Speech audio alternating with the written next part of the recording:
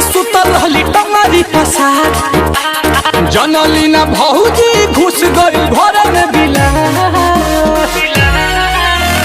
खोल के बाहरी सुतल रहली टंगरी पसार। जनली ना भौजी घुस गई घर में बिला। तो भैया के होली यो सुठ उठ भइल। भौजी के पुआवा झूठ भइल ना। तो भैया के होली यो सुठ उठ भइल। पुआवा झूठ भइल ना।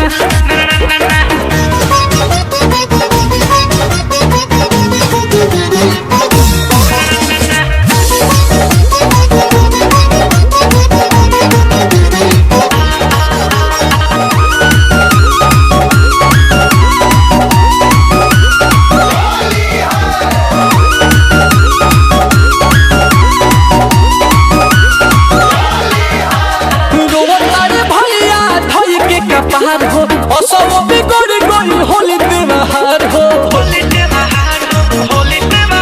अरे रोवता रे भैया धई के कपार हो सब बिगड़ गई होली त्योहार हो।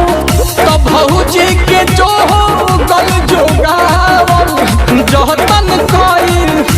होली एक दिन सारा मारा खतम भइल।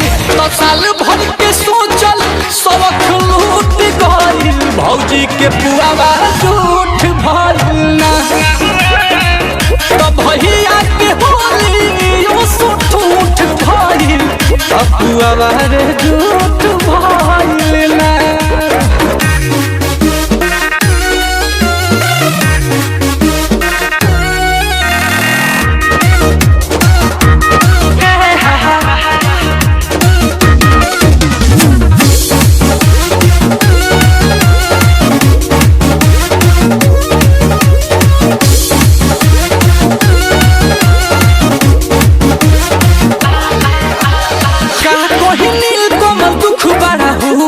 सबक से छन रहला पुआ।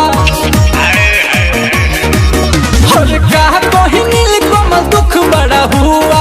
सबक से छन रहला मलपुआ।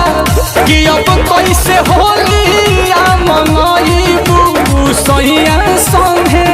तो भैया के खीस बरल बात कभी मिलस के सपना सारा टूट गइल। भौजी के पुआवा झूठ भइल ना। तो भैया के होली यो सुठ उठ भइल। भौजी के पुआवा झूठ भइल ना। खोल के बाहरी सुतल रहली टंगरी पसार। जनली ना भौजी घुस गई घर में बिला।